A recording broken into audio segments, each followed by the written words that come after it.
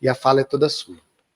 Muito obrigada, professor Roberto Júnior. Boa tarde a todos e todas que estão a participar nesta palestra. É um imenso gosto da minha parte estar neste evento, e começo por aqui, porque nunca é demais, não é?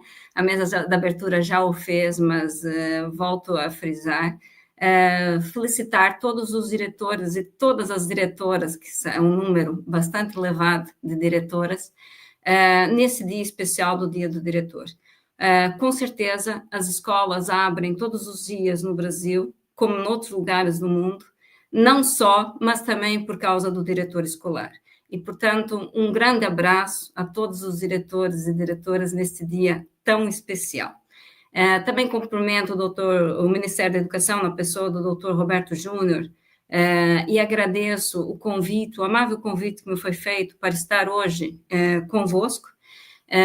Muito obrigada, mas também não posso deixar de felicitar a iniciativa deste webinar, como nós dizemos aqui em Portugal, deste webinar, uma oportunidade para a discussão dessas temáticas tão importantes que estão hoje aqui em cima da mesa, mas também felicitar o Ministério da Educação e o trabalho que eu já tenho vindo a conhecer um pouquinho mais de perto, do grande investimento que o Ministério da Educação tem feito na formação de professores, nomeadamente agora esse programa, o Proditec, e, portanto, felicitar o Ministério da Educação por esse trabalho.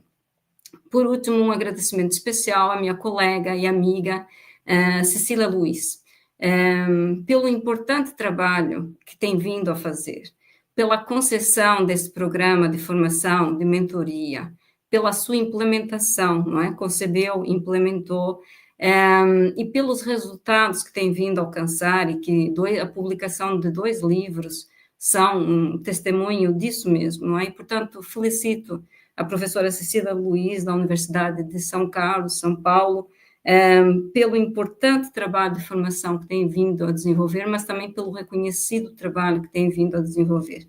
E, portanto, muito obrigada por me darem esta oportunidade de participar neste evento. Bom, eu quando fui convidada para fazer esta palestra, que não vai ser muito prolongada, foi uma curiosidade que me surgiu, foi porque foi-me dito que era o dia do diretor. Nós, em Portugal, temos diretor há poucos anos, não temos a figura do diretor há muito tempo, temos a figura do diretor desde 2008, antes nós tínhamos um presidente de um conselho, e, portanto, em Portugal nós temos a figura do diretor desde 2008, no entanto, não comemoramos o dia do diretor. Então, uma curiosidade que eu tive foi tentar perceber onde que mais se comemora o dia do diretor. E eu pedia que passasse os slides a partir de agora, fazendo favor, porque queria projetar algumas imagens. O segundo, por favor, podemos avançar. Pronto, e nesse slide, que só para nós começarmos aqui esta nossa conversa, não é, que eu intitulei de curiosidades, o que é que nós vemos? Nós vemos que uma parte muito significativa dos países comemora o Dia do Professor. Obviamente, muito impulsionado pela Unesco, não é? Que tem uma orientação nesse sentido, e, portanto, quer a Europa, quer a América do Sul, quer os Estados Unidos, comemoram o Dia do Professor.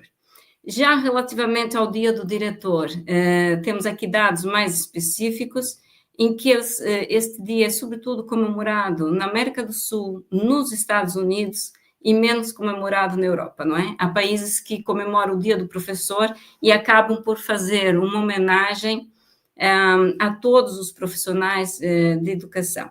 Agora, muito interessante, e era com isso que eu terminava aqui este slide das curiosidades, muito interessante, o Reino Unido, não é, que tem uma grande tradição, quer do ponto de vista acadêmico, quer do ponto de vista das práticas profissionais, da liderança, e, portanto, o Reino Unido tem uma semana dedicada a que se intitula Semana Nacional da Liderança Escolar. E, portanto, já estão, não é, mais além, já não é o dia do diretor, é o dia da liderança.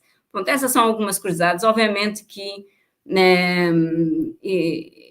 estas comemorações diversas, não é, não de forma homogânea em todos os países, tem a ver com a sua história, tem a ver, não é, com a própria orgânica das escolas, por aí afora. Um conjunto de questões nos levaria aqui a refletir sobre essa informação. De qualquer forma, a minha ideia aqui era só aguçar um bocadinho a curiosidade à volta disso, não é? Sobre o dia do diretor, onde é que se comemora mais o dia do diretor nos diferentes pontos do globo. Podemos avançar, então. Pronto, já aqui algumas coisas importantes foram ditas na sessão de abertura, não é? Que eu corroboro bastante, e eu começava esta minha intervenção agora incidindo mais nessa questão da formação, da liderança e das mudanças nas escolas, mas desfazendo alguns mitos, não é? Que às vezes surgem associadas a estas questões. E, portanto, eu acho que é importante, quando nós falamos de formação contínua, quando nós falamos de formação de profissionais de educação, desfazermos um mito, quando ele existe, de que os profissionais têm déficit de formação, ou têm falta de formação. Isso é uma ideia completamente errada, pelo menos, não é, para os profissionais da educação.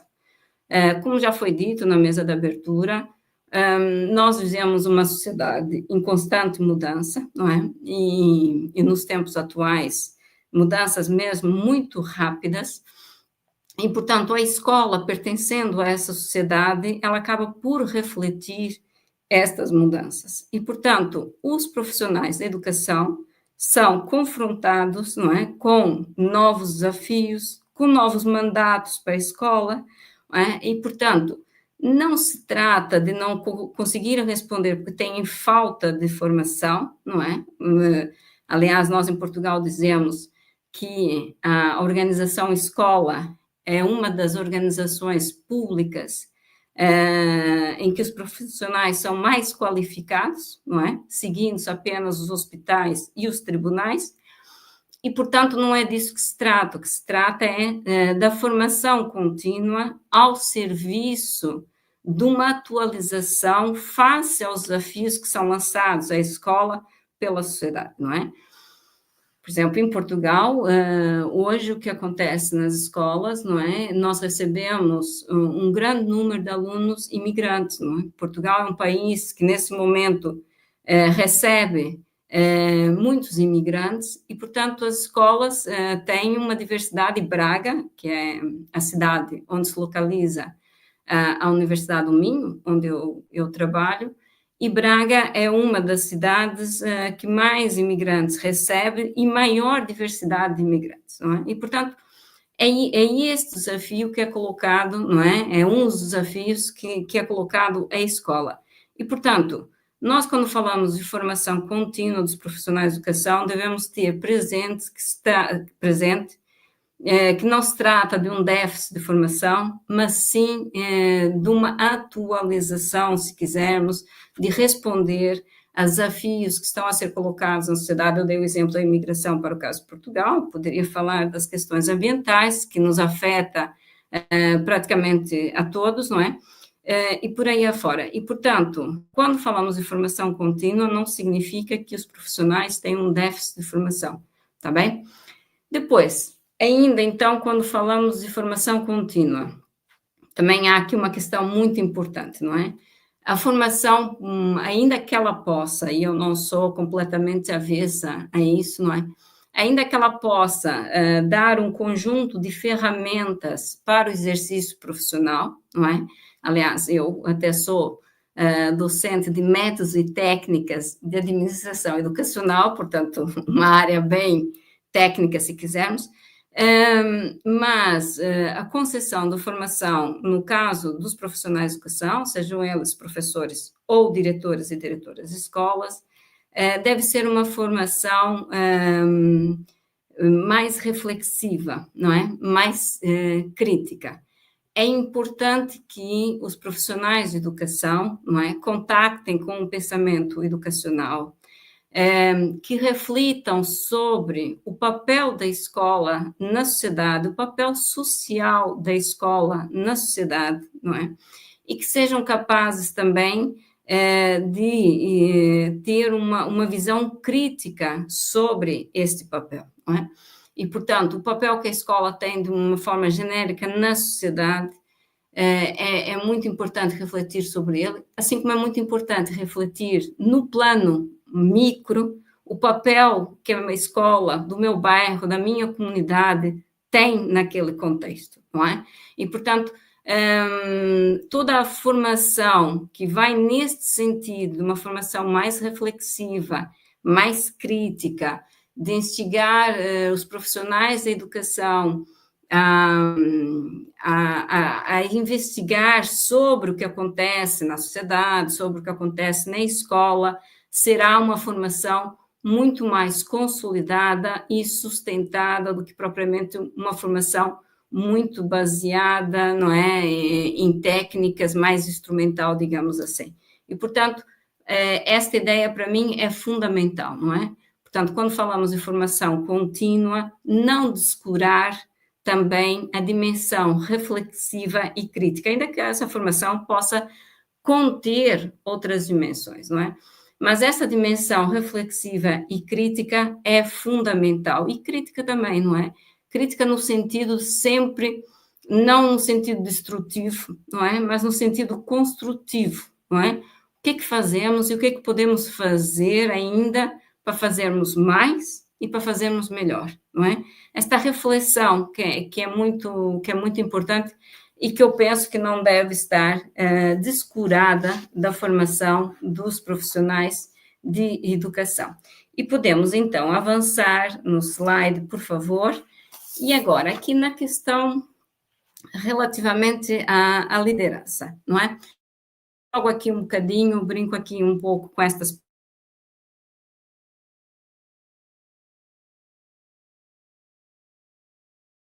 De fato, focava no líder, não é? O foco era o líder. Como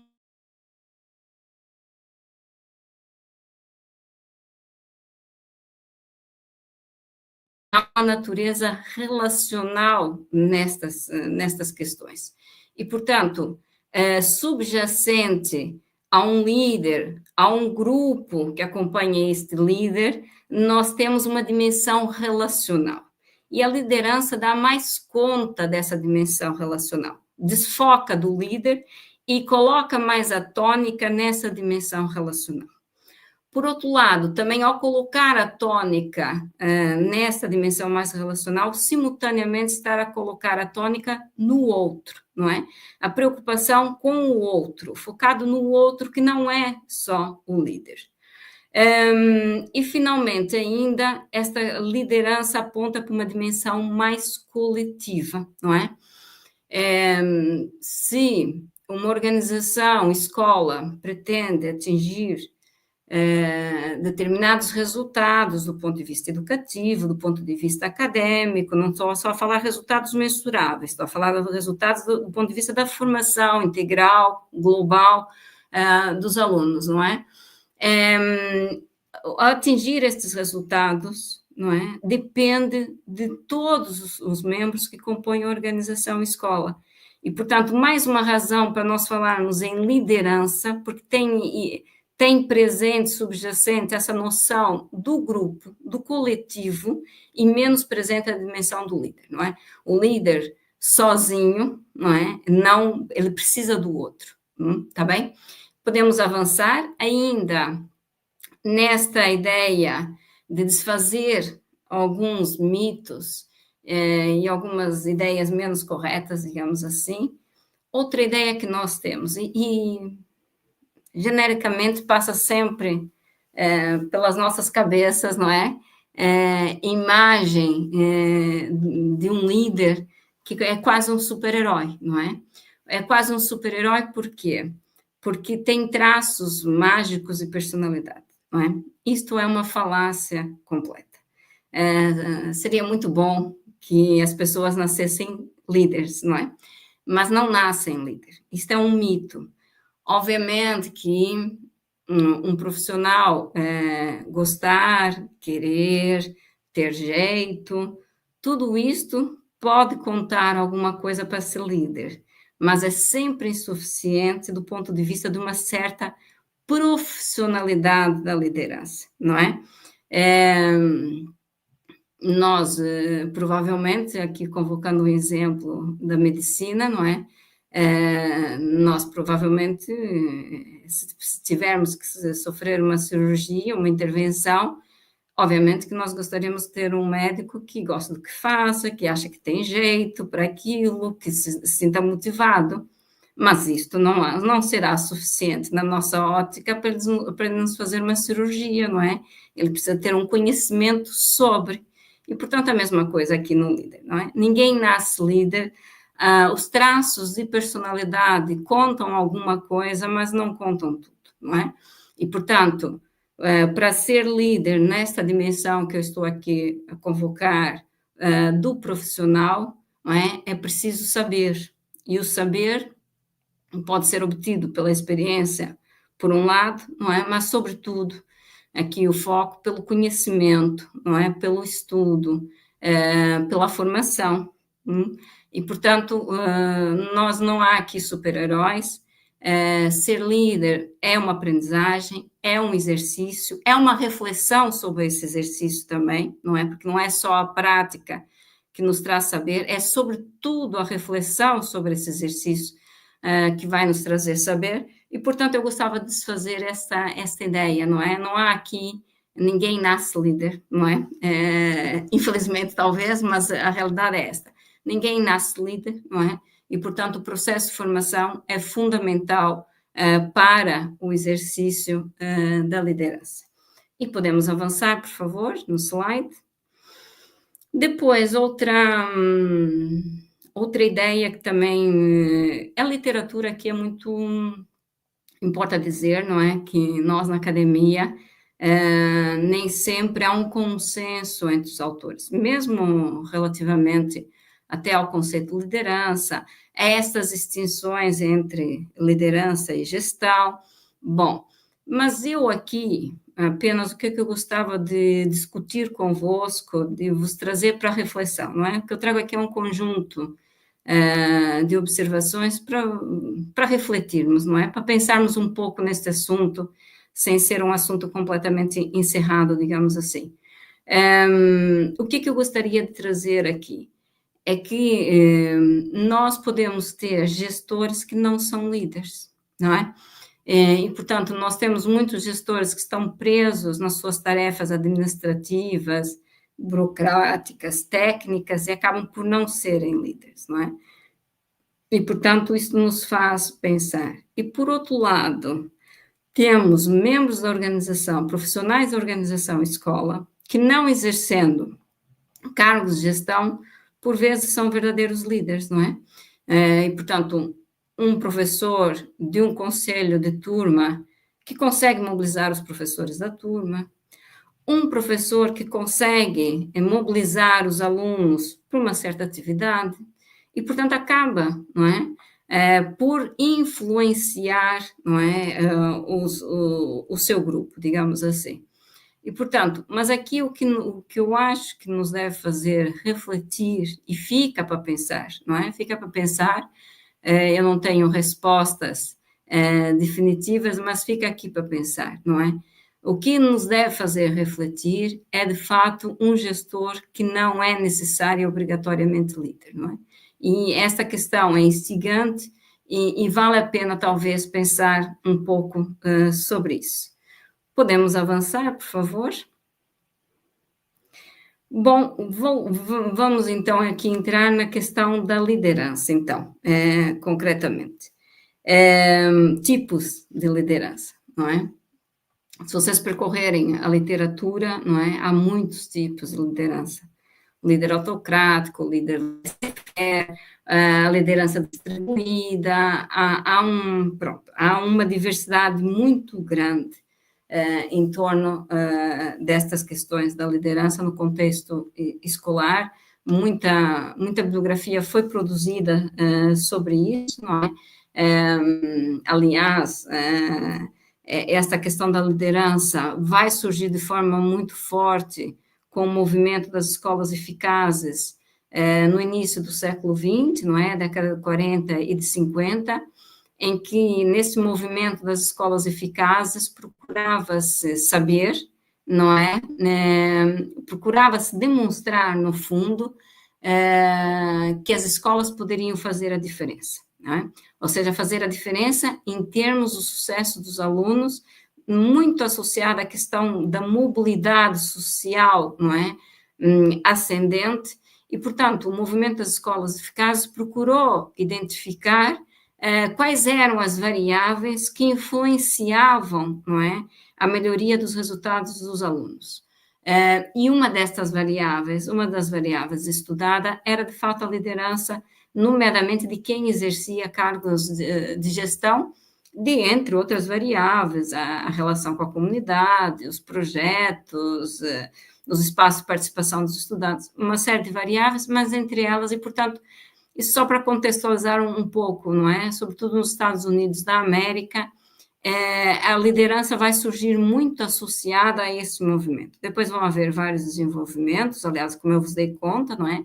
Esta passagem até da própria terminologia do líder para a liderança, e depois o desenvolvimento da tipologia de lideranças, não é? E hoje nós temos, de fato, um manancial acadêmico, teórico, em torno disto. Eu aqui selecionei estes dois tipos de liderança, não é?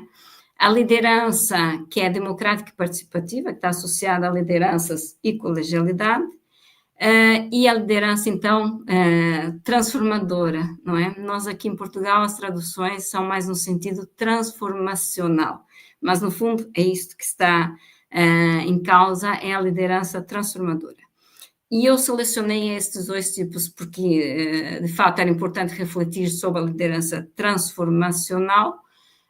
No entanto, na minha perspectiva, mas isso é uma perspectiva minha, pessoal, eu acho que faz muito sentido cruzar estes dois tipos, né? E depois nós podemos ver um bocadinho melhor. Não parece que faça sentido haver uma liderança democrática e participativa se ela não procura ser transformadora. Também não me parece que nós possamos pensar a transformação da escola, das práticas, dos resultados, também não for um processo democrático e participativo, não é? E, portanto, para mim, estes dois tipos de liderança são quase inseparáveis neste ideário de uma escola democrática, desenvolvida, numa sociedade democrática desenvolvida também, não é?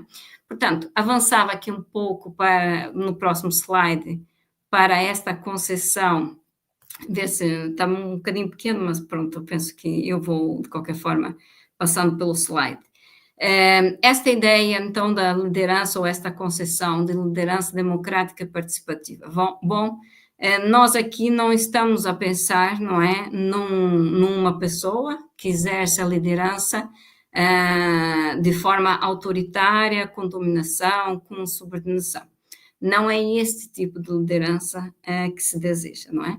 A liderança em si, é muito interessante, alguns autores falam nisto, não é? A liderança em si, ela deve ser pedagógica educativa, ou seja, ela deve ser formativa também, não é? E, portanto, esta forma, uma liderança neste registro mais autocrático, autoritário, de dominação, não é? Foge a este ideário formativo, pedagógico, numa lógica participativa e democrática, não é? E, portanto, é muito importante, quando nós falamos de liderança, isto é uma invariável na literatura, não é? A liderança está associada a rumos da organização, a resultados da organização, a metas, ela está indissociada disto, não é?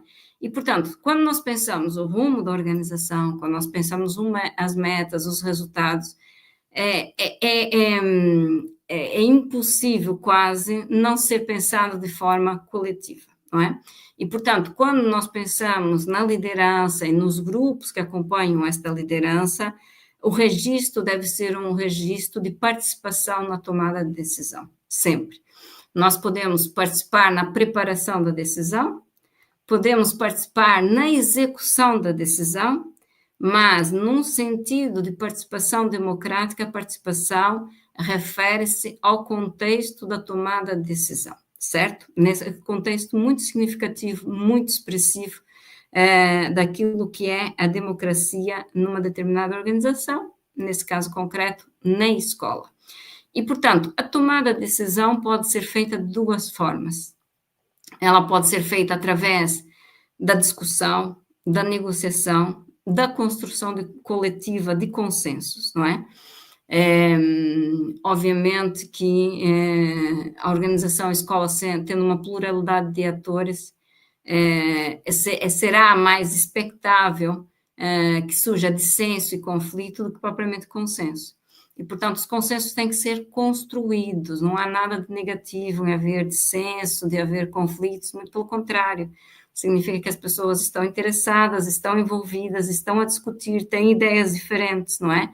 E, portanto, não podemos associar ao conflito algo de negativo. Agora, o que é importante aqui? E aqui, a importância da liderança, não é? O que é importante aqui? É que se construa estes consensos, não é? Um processo de negociação, de discussão, que sejam construídos, não é tarefa fácil, não é? Mas é essa a ideia. E, portanto, esta será uma forma de tomada de decisão. Outra forma será no limite, não é? Se não for possível construir estes consensos, no limite será a votação. E, portanto, estas são as formas de tomada de decisão. E a participação na tomada de decisão é muito importante, por quê? Porque vai aumentar a probabilidade de aceitação e de implementação das próprias decisões, não é? Portanto, as decisões são vistas como pertencendo às próprias pessoas, não é? Não é algo externo, não é algo que surgiu de cima para baixo, é um processo que as pessoas tiveram a oportunidade de participar e, portanto, vai haver uma maior aceitação e implementação das decisões.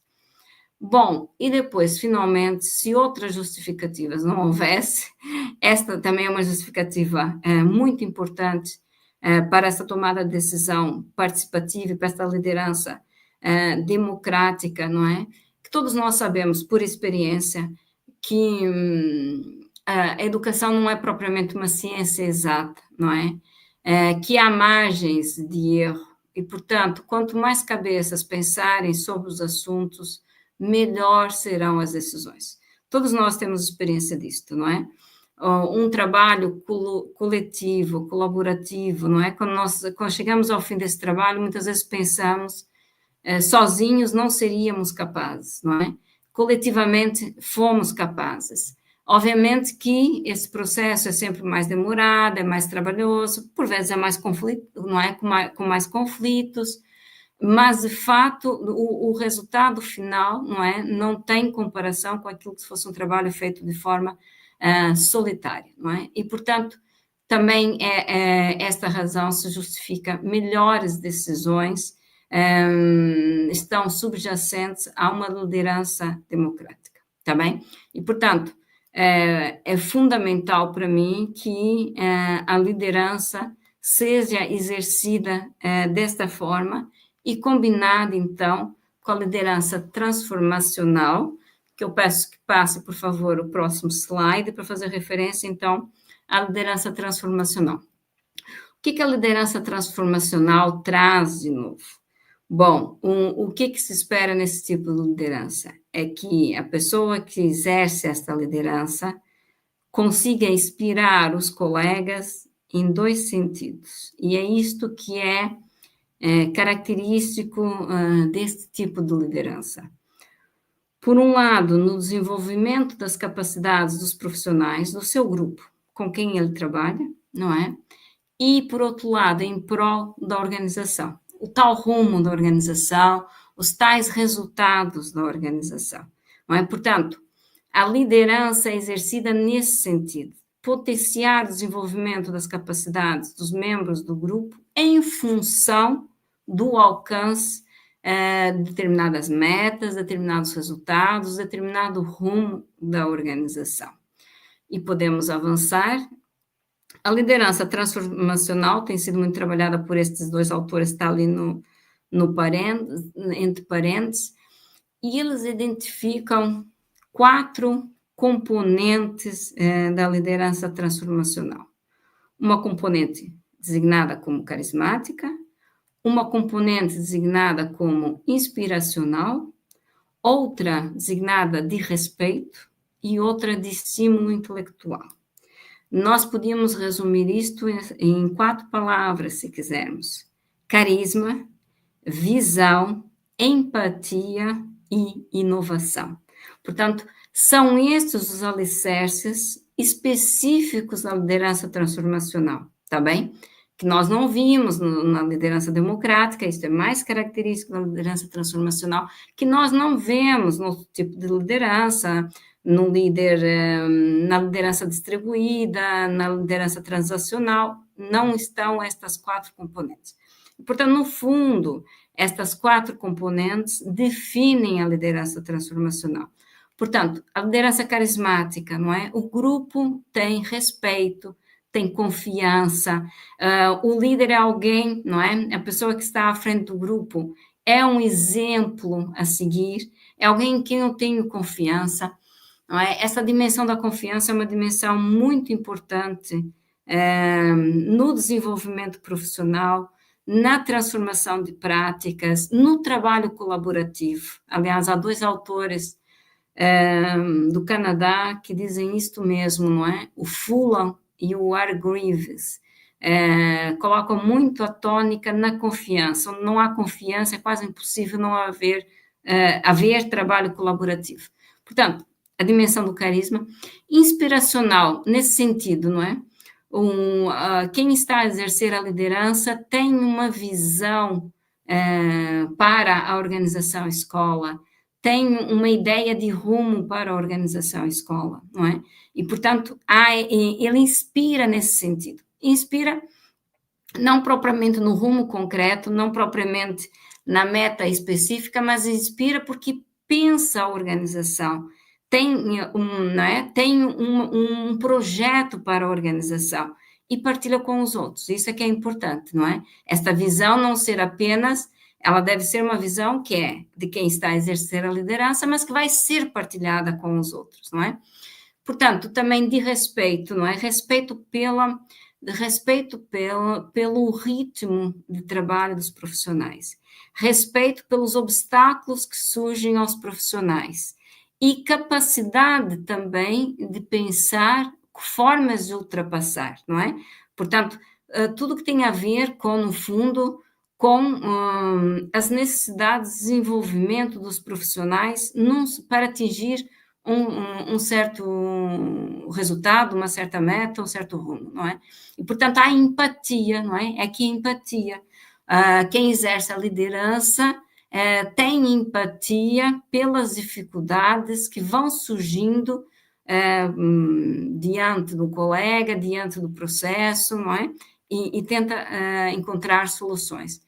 E depois, estímulo intelectual, não é? Naquele sentido que nós já vimos aqui, inspiracional, porque tem uma visão e vai partilhar esta visão, e a visão depois sobre a escola pode ser outra, como resultado da partilha, mas lança, não é, esta visão, mas, sobretudo, também fomenta, instiga os membros do grupo a fazerem de outra forma, novos métodos, novas formas, por isso que é transformacional, não é?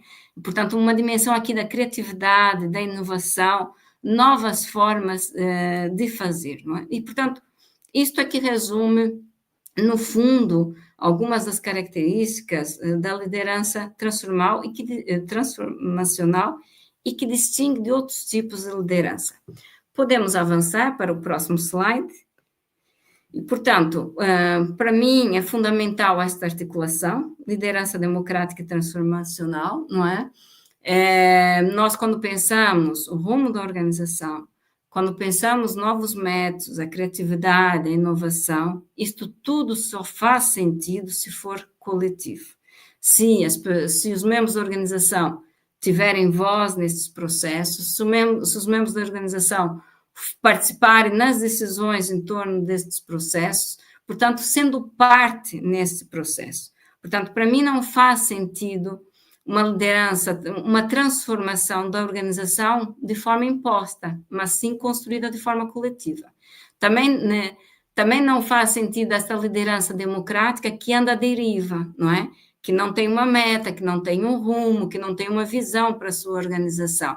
E, portanto, parece-me fundamental este casamento entre a democracia e a transformação, não é? E, portanto, aqui só algumas notas, para já estou me aproximar do fim, não é? A liderança democrática e transformacional é um caminho com obstáculos, com percalços, mas é desafiador e não só, tem muita força, não é? É um processo, é um caminho muito poderoso, não é? Justamente até porque tem este coletivo. Depois, construir mudanças que sejam no contexto escola, que sejam significativas, verdadeiras, rigorosas, requer, por parte de quem exerce a liderança, saber e experiência. Saber e experiência para ouvir, para incluir e para avançar, não é? Mesmo diante das dificuldades. E, portanto, isto não é um processo fácil. Também gostaria de dizer, e aqui nesta última frase, não é? Que há um tripé necessário para o exercício da liderança, não é? Nós aqui já falei a propósito de outras dimensões, que um líder, quem exerce a liderança, não é um super-herói, não é? E, portanto, é preciso condições, não é? Para termos líderes comprometidos com este caminho da transformação e com a democracia nas escolas, não é? Portanto, essas condições, para além do querer, não é? Quem exerce a liderança tem que querer e tem que influenciar os outros nesse sentido. Também é fundamental o saber, não é? E, portanto, aqui toda a dimensão da formação, da profissionalidade é crucial, digamos assim, e o poder, não é? O poder, sobretudo, ter recursos humanos, ter recursos materiais, ter esferas de autonomia